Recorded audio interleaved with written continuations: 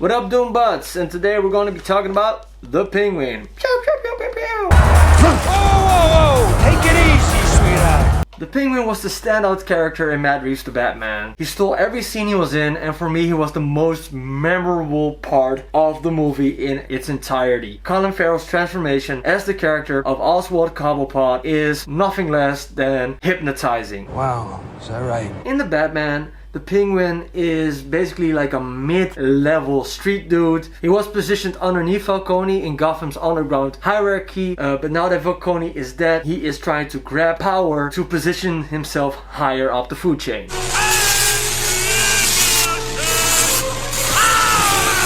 This continues the Penguin series. I just watched the first episode and I was so pleasantly surprised. It takes place right after the whole Riddler fiasco. The show starts out with the Penguin going to the Iceberg Lounge to collect some stuff from the vault. He finds some jewelry and he finds some dirty pictures of John Vitti, played by Michael Kelly.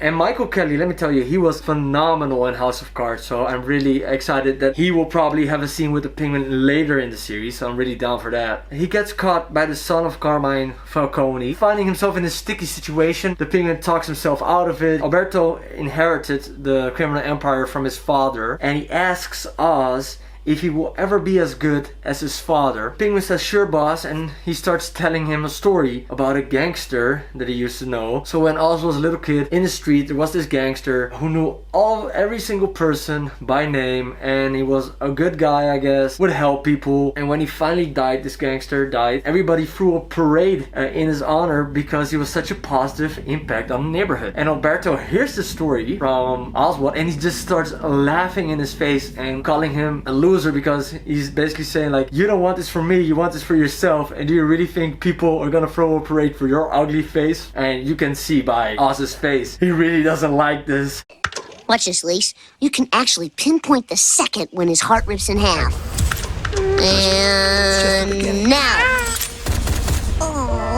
And then he has to get rid of the body. He meets this kid and he forces this kid to help him. I really like this first episode, specifically the dynamic between the kid, Renzi Fellis, and Collin Farrel was really good, and I think they really complement each other nicely in this first episode.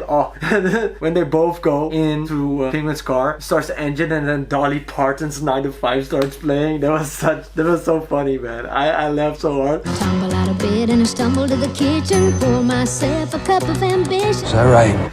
Just imagine the Penguin going to another meeting about some stolen merchandise and he's just listening to Dolly Parton.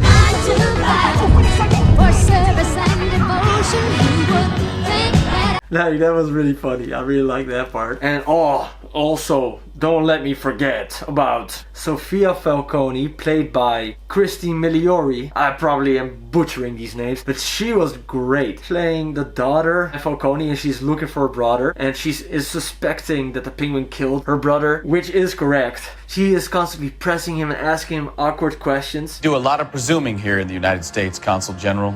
It comes with the turf.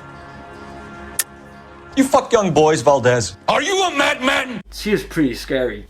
Oh yeah, the Hangman. Yeah, the Hangman. So Sophia, she's playing Sophia Falcone.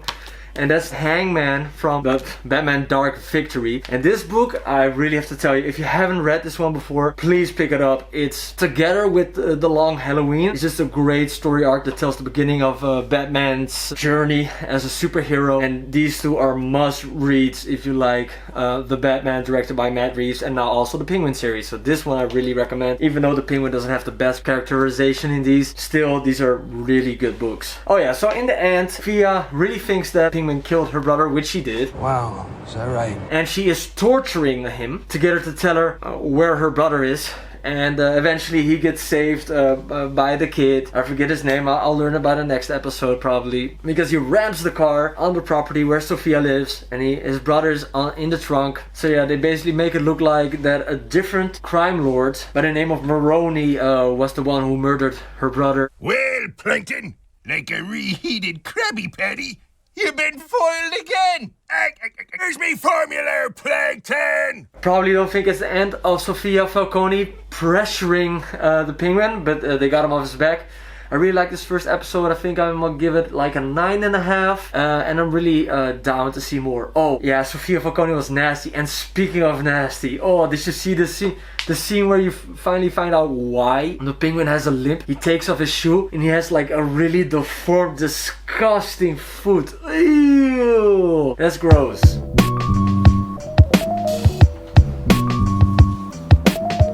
Subscribe.